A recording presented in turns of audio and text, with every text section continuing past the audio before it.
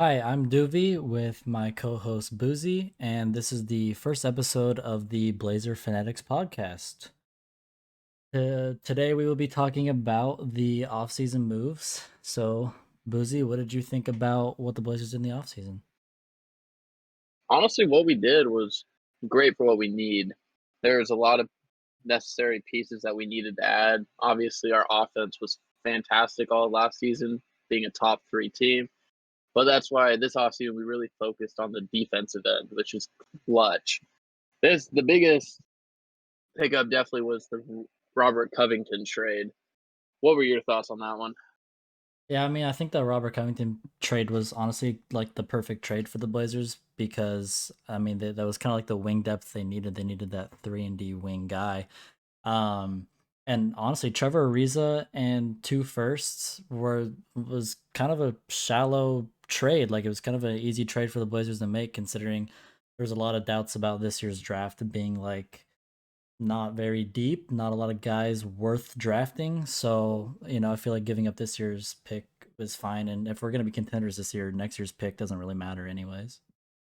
Yeah, so that was the thing. Like initially off this trade, I was weary about what we gave up because I just obviously didn't know much about Covington going into it. I was just like, oh, he's how he was put on paper was more of a Trevor Ariza per se, just a younger Trevor Ariza. And then once you actually start getting into him as a player, he does a lot more off the box score stats that you don't see, like deflections, just and drawing attention on the offensive end, stuff like that really helps open up the floor for a person like Dame or CJ who likes to do a lot more ISO ball than anything. So this just helps being able to, if he does make a random cut, he draws two, and then that leaves Dame and CJ open, or just a one-on-one, which I know Dame and CJ will easily score on most of those anyway. So Yeah, kind of I adding think, on to that. Oh, sorry, go ahead. yeah, I was just saying, I definitely changed my mind on this trade, and I definitely think it was well worth it after, especially after seeing what went down at the draft and just what players were available when we would have drafted. It just wouldn't have made sense to keep that pick. Yeah, no, kind of adding on to that with the ISO ball, when Dame and CJ are either driving or they're trying to dance in the middle of the lane, they're gonna have guys collapse. And the Blazers last year, I feel like until the bubble with Gary Trent, kind of struggled with kick out guys, guys that could hit the shot, hit the three ball reliably, especially with Rodney Hood going down early in the year. But like on the defensive end, like you said, his stats don't show up on the box score a lot of the times. His on ball defense is obviously one of the best in the league, but it's really his team defense, his ability to rotate, his ability to deny passing lanes, his what is it, like a 7'2" wingspan at his height. He's a great shot Something blocker. like that, yeah. So yeah, I feel like he adds, like you said, a lot more than just what you see on paper. And I feel like that's the biggest thing the Blazers need. We don't need another stat guy. We need kind of a guy that the team can rally behind and use for energy. And I think Roko's definitely a high energy guy. Speaking of high energy, Derek Jones Jr. We used the mid-level exception on him. A lot of people thought we were going to go after maybe Serge Ibaka, Paul Millsap, more veteran guys. But we used it on a young guy, Derek Jones Jr. What do you think about him? Yeah, so I mean, obviously around the price range, it was a good move for who was available. And that's the whole thing with us wanting to go for that, I guess, stretch big, you could say. Well, I mean, we pretty much got that in Covington with the height and everything. And I mean, he played the five for Houston, and then just getting Derek Jones Jr., who is an athletic forward, just having those two would just makes the team flow together, just offensively, defensively, because you can interchange, switch everything. And with how athletic Jones Jr. is, I mean, nobody heard of him before the dunk contest a couple years ago. That's that's his really big forte, and especially in the first couple preseason games, I wasn't expecting much of a jumper from him, but he was shooting a pretty high clip from the three and knocking him down more than he missed, which was definitely an added bonus for the Blazer team. Yeah, he came into the season. I think last season Jones Jr. shot around 28% from the three. So to see him feel comfortable taking that shot and also hitting it, of course, I think is going to be a big help for Portland this year because that's a fourth option that can potentially shoot outside shots. But I think the Blazers kind of needed that flashy, high flyer, just really athletic guy in the squad. I feel like we've been lacking that the last few years. I feel like it's gonna open up more options in transition for what we can do because we're kind of a half court team unless it's Dame or CJ on the break trying to outpace people. But Derek Jones Jr. definitely adds another element to the fast break game as well. Because this is another thing. Because we used to have a player. I mean, I would consider pretty similar to Jones Jr. and Jake Layman. And when obviously different styles, Layman's more of an outside shooter. Jones wants to get more to the paint, but just how they're utilized in the system, it just you're seeing. I mean, you already saw it in a couple of the games. Just initial alley oops to him, and just the corner drives. And then if the help doesn't come, he dunks over whoever. Like it just it just makes it the attention when Dame and CJ draw that attention. It's just an easy kick out to Jones Jr. to get into the paint, which you know what he can do at the rim, obviously after the dunk contest. Yeah, I mean, But do you think? Oh, oh, my bad. I was gonna say I'll go even farther back than that. I'll go back. Derek Jones Jr. reminds me of Will Barton when he was a Blazer. okay, Um, okay. yeah, I mean, I remember that Thomas Robinson block with the, and then on the other end, the oop to Will Barton. I mean, that's the kind of thing I think Derek Jones Jr. is gonna bring to the squad. He reminds me a lot of him. And looking at the scope of Will Barton's career, and we definitely should not have traded him for Aaron Aflalo that season, like what 2012, 13. Yeah, we've realized that quickly.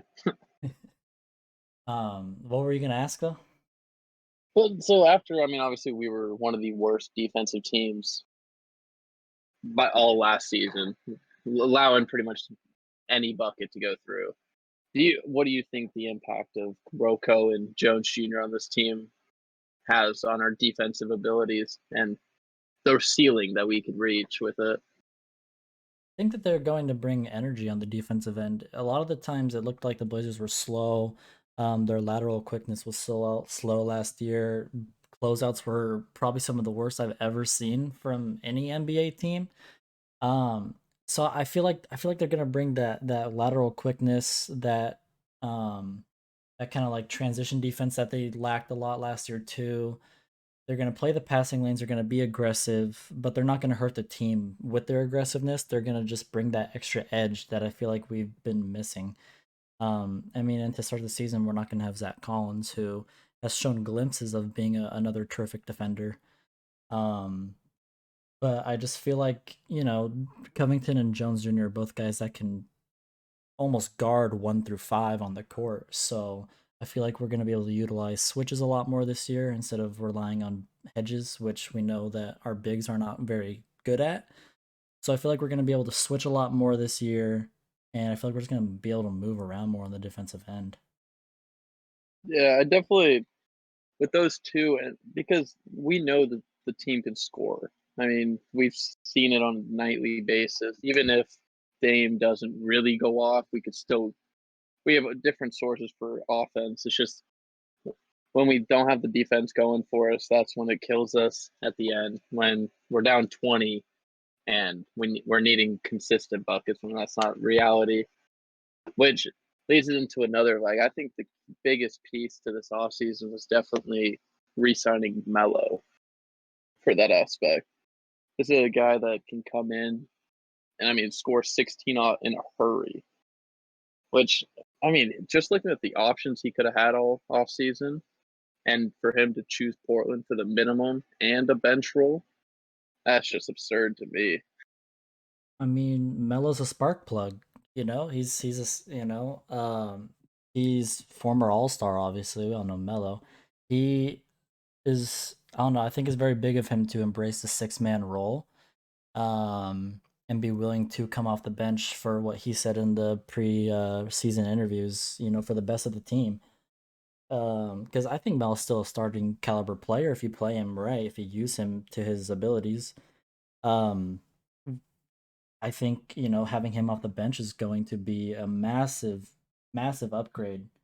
for this season, and I don't know, he's gonna provide a lot of really good bench depth for us. We needed that last year. I mean, when you have Mario Hezonja playing 20 minutes off your bench, there's a problem with your bench depth, but we can attribute that to injuries.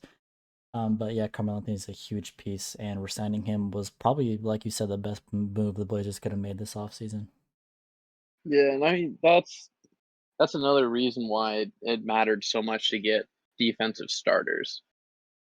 Just because that's when you're usually going against the opposing team's best offense is usually in their starting lineup. So to have being able to replace Melo in the starting lineup and then having him a key position on the bench to just go out and be like, "Hey, score for us."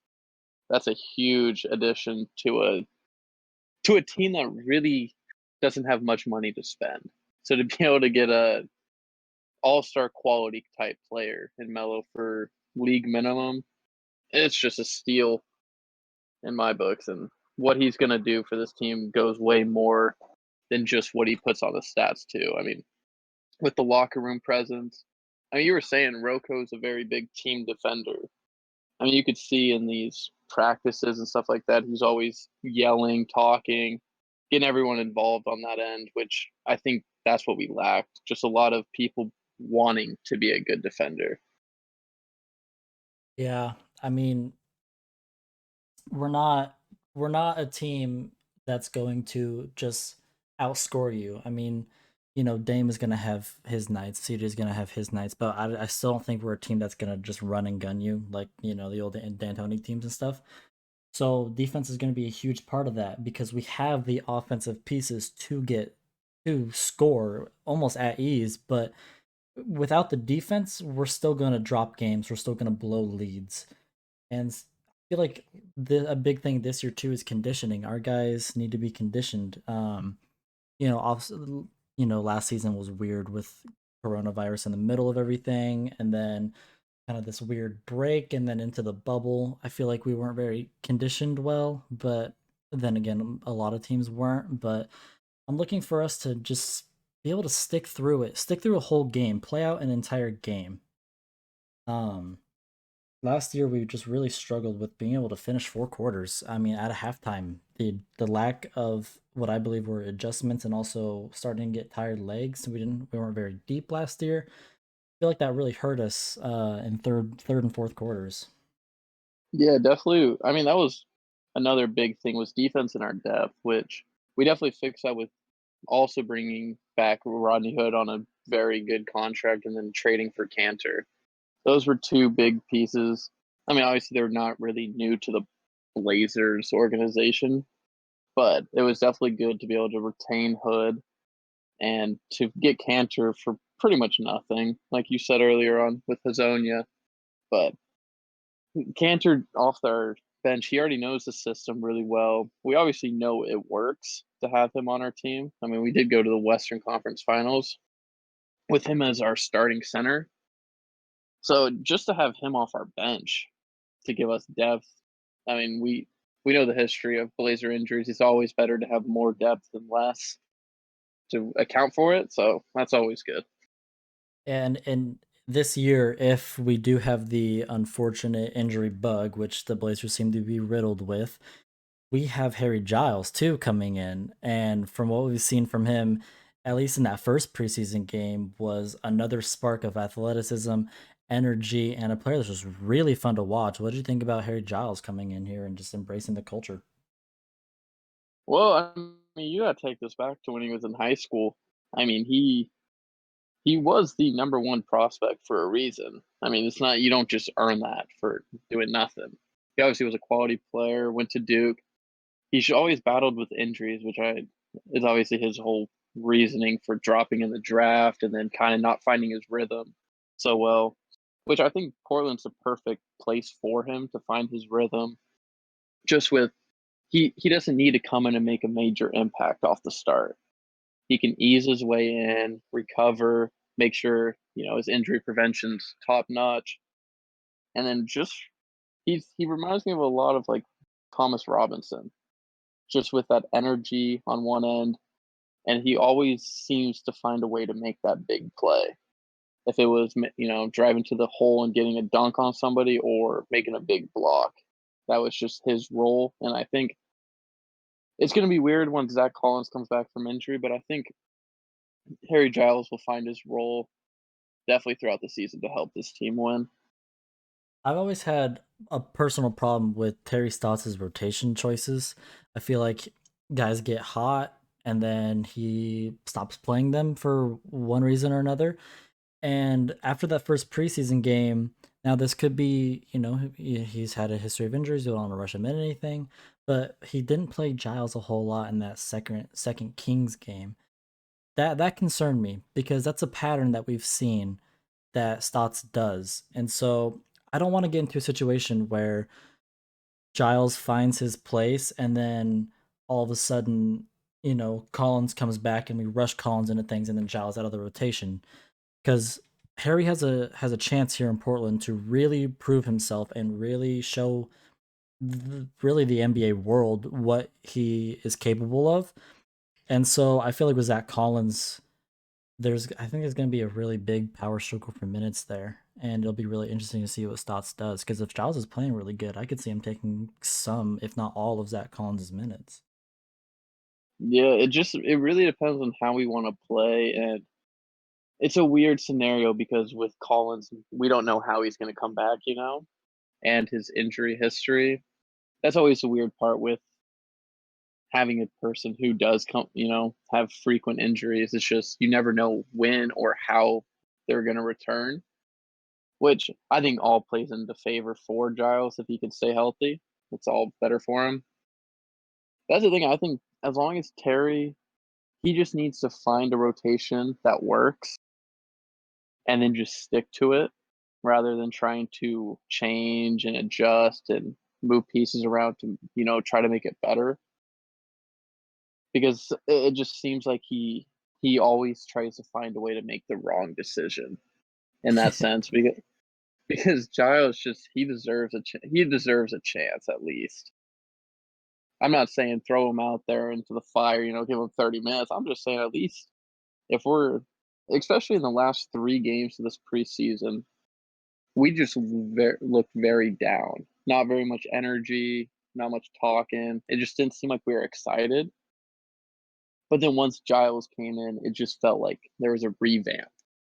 Like just something with him, he just makes everyone around him better, no matter what it is, which I really like.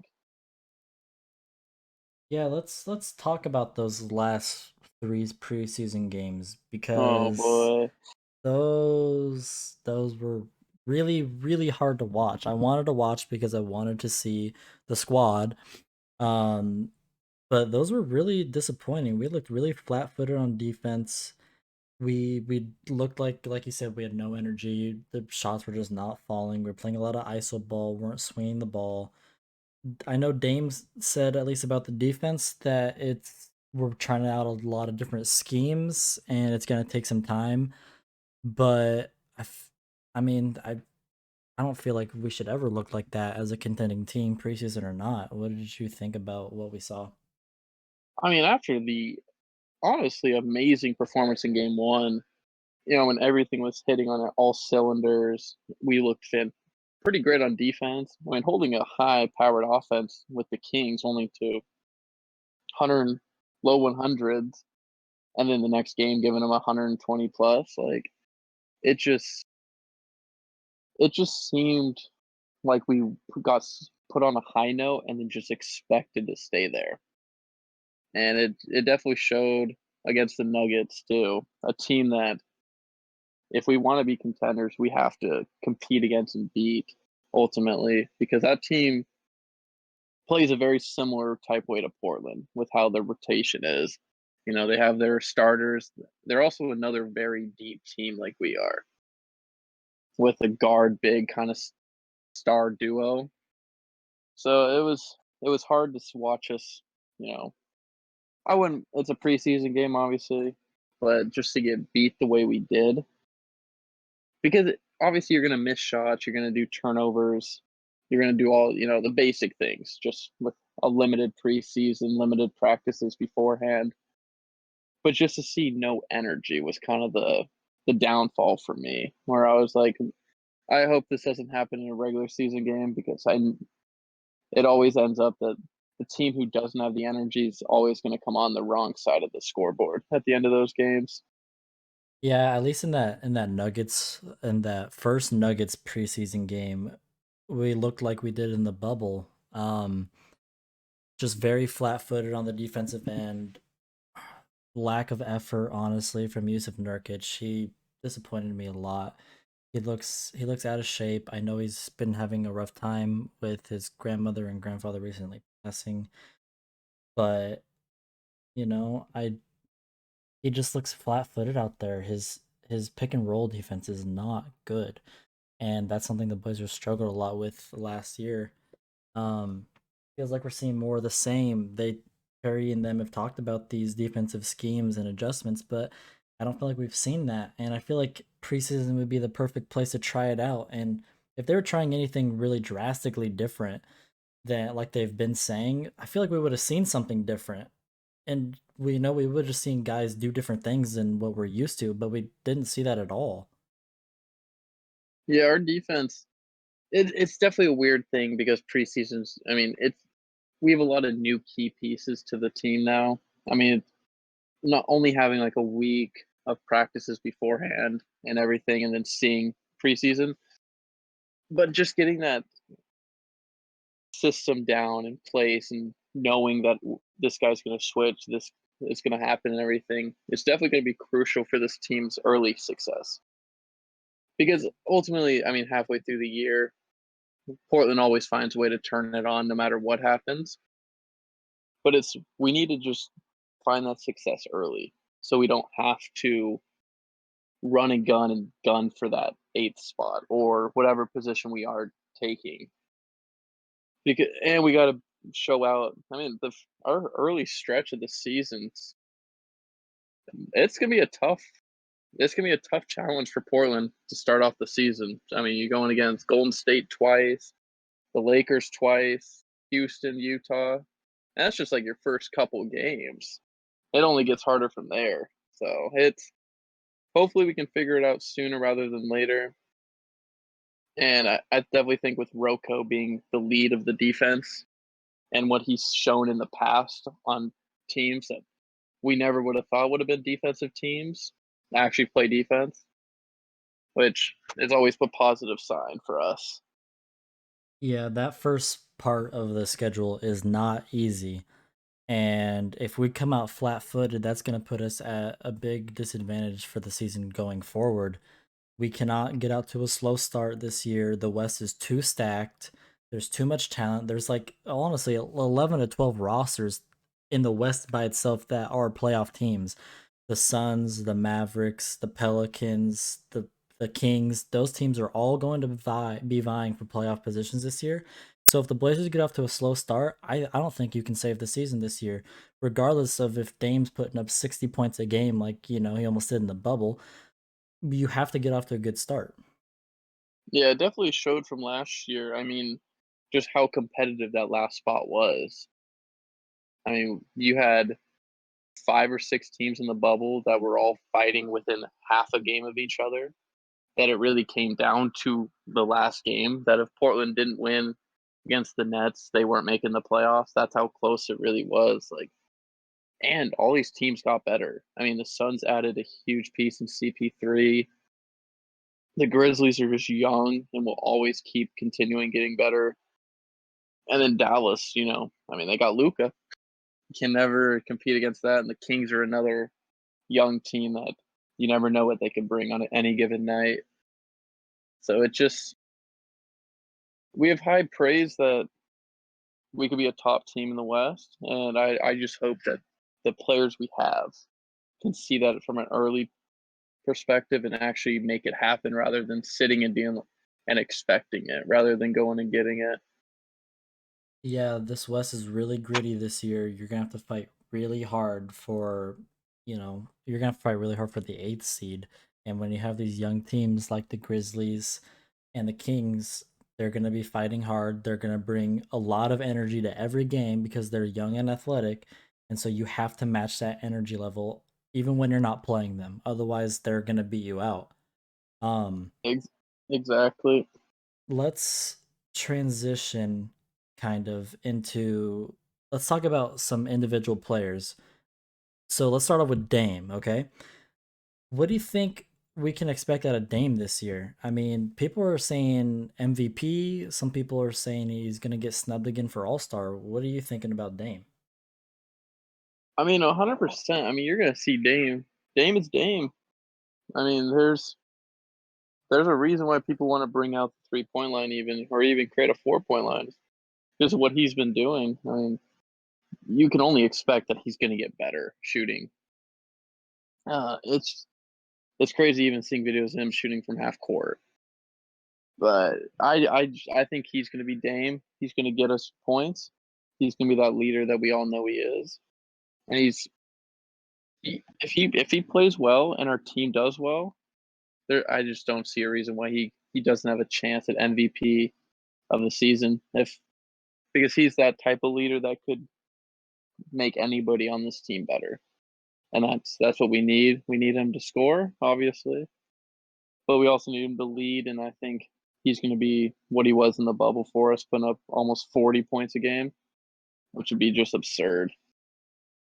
I mean, we've been seeing Damian Lillard ball out since his rookie year 2012 Game and one against the Lakers, we've seen it ever since. yep, and he has the ability if Portland gets top 4 seed in this stacked Western Conference this year, I feel like he has to win MVP if that's the case.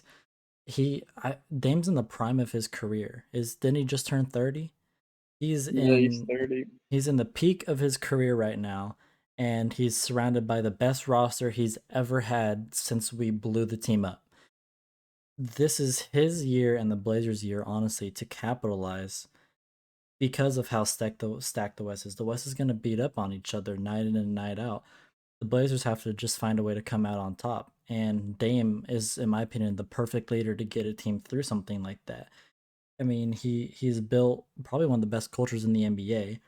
He's one of the most humble dudes, and he's just an incredible vocal leader in the locker room and on the court. Yeah, because this is another, like, the success of the team also has impact on the NBA All Star votes because that could mean that we could have 2 to 3 All Stars on our team. I mean, out of CJ and Nurk, if our team's a top 3 team in the West, I could definitely see one of them or both of them making it, or even a Mellow just for the publicity.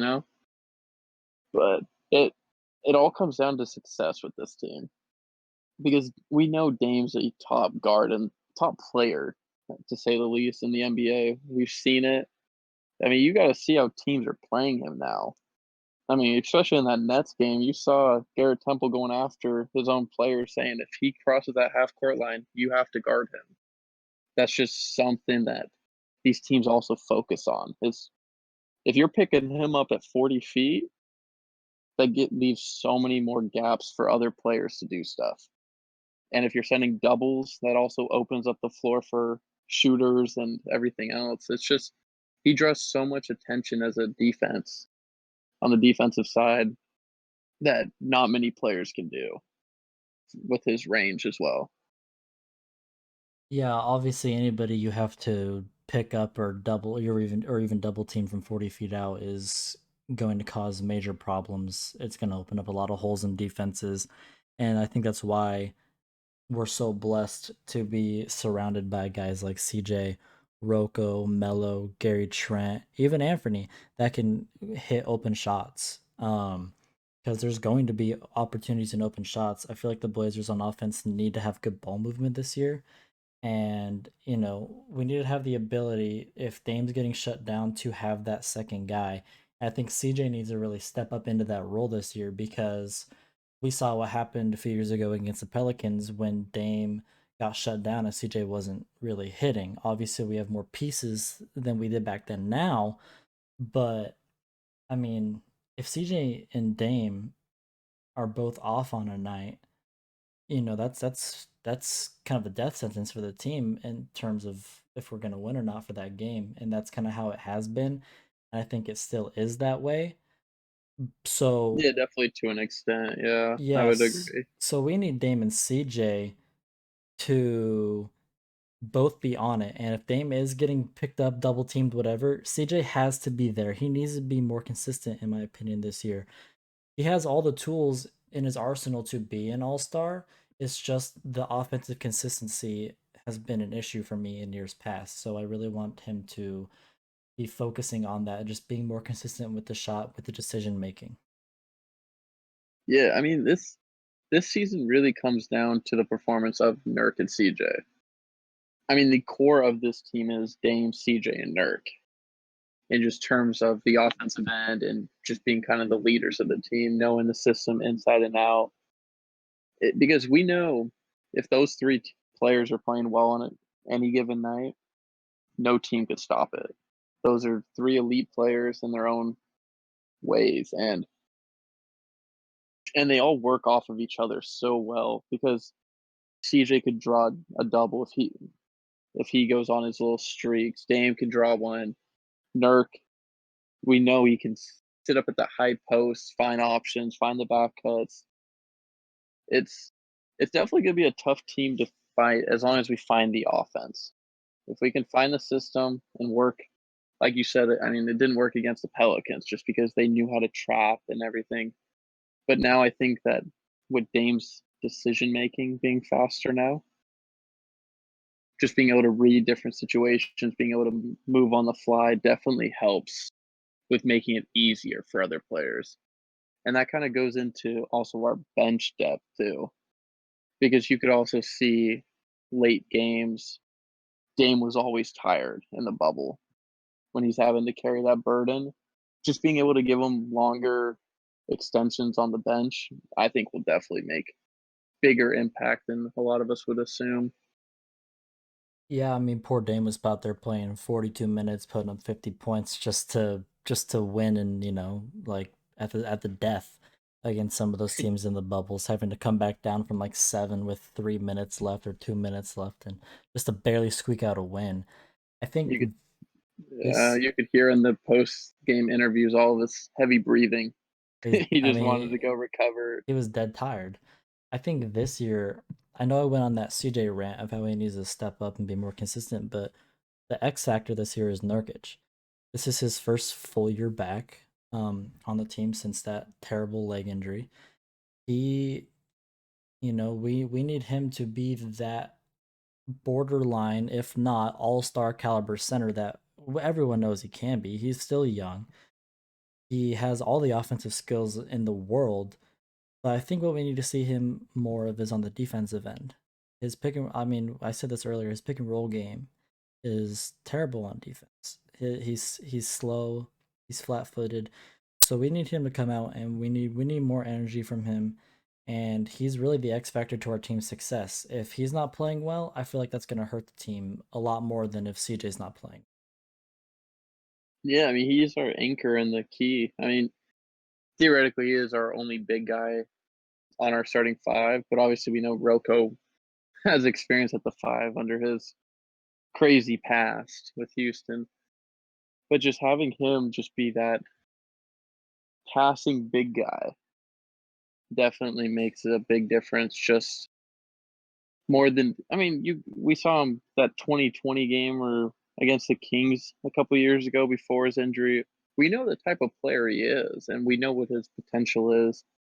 It's just tougher to watch when he's not living up to it.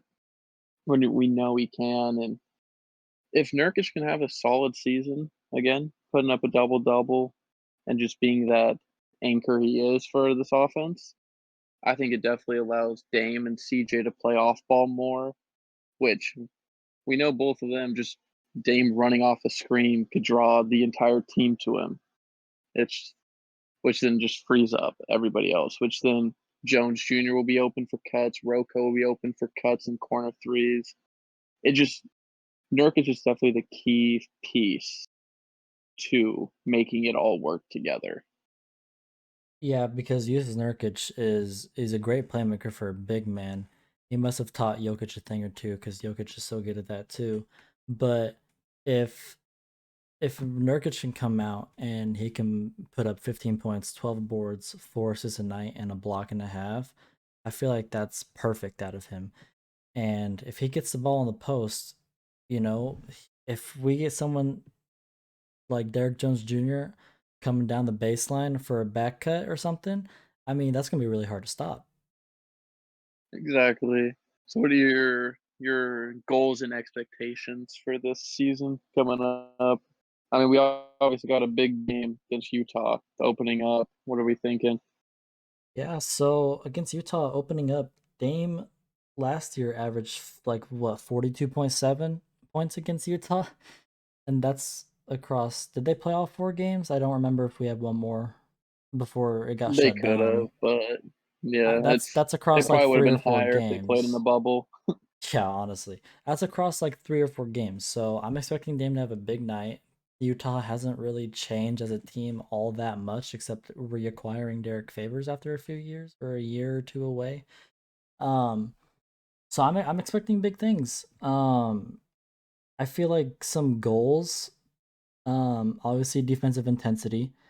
Um, I want to see some of those schemes you've been talking about. I want to see some of those schemes. Um, and I feel like goals are our defense.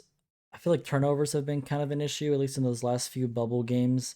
I know we were playing some younger guys like Blevins and LB a lot, and they were kind of contributing to that, LB more so. But I feel like we need to control the ball. We need to work harder on defense and our rebounding. Honestly, our we need an offensive rebound. Cantor's a great offensive rebound. Giles is a good offensive rebounder with his effort and athleticism. If we can crash the board and get second chance opportunities, we're gonna have a lot of different chances for kickouts, putbacks, you name it, we can do it. Um, in terms of the broader picture for the season, we have the talent to be a top 3 team in the West. I mean, I feel like the Lakers have first on lock. Um, Yeah, you just got to give it to them. They're yeah, holding the title. You have to just let them keep it. they've got You got to first beat it on for them. lock. I feel like they only got better with D Schroed and Montrez and Gasol. Um, but we have the opportunity to finish anywhere from 2 to not making the playoffs, depending on how we perform this season. So I feel like we have to get out there. We have to play hard every night, and we can. Sky's the limit with this team. We could honestly, I could see us going to the NBA Finals still this year. Yeah, because it definitely comes down. We know our offense is going to be there. It's just we need to get our defense up to a top 10 defense, which I think the seeding, like you go into from ranging from 2 to not making the playoffs, that's how close it really will be. And I think the the biggest thing after this would be what position we get defensively. Because if we're holding teams to a low offensive rating, that just helps us because it could put us into a top 4 team. I mean, we got teams like the Clippers who have and Kawhi and PG on their team, and that's just what's going to drag them up in the ratings. And with Portland, just that's who our competition is defensively on the wings and who our players are going to have to go up on a nightly basis. So I really hope that with our defense can we can see a big uptick in production and just hopefully we can make it happen for the season and let's let's hope for a good season of no injuries, that's for sure. We will be praying to the basketball gods nightly for no injuries. The Blazers have a big first game against Utah tonight. We will definitely be watching that, looking to see how we come out of the gates for the real season to start. And I think it should be an interesting game. So, that has been the first episode of the Blazer Fanatics podcast. We thank you for tuning in. I'm Duvy with co-host Boozy, and we will see you next time.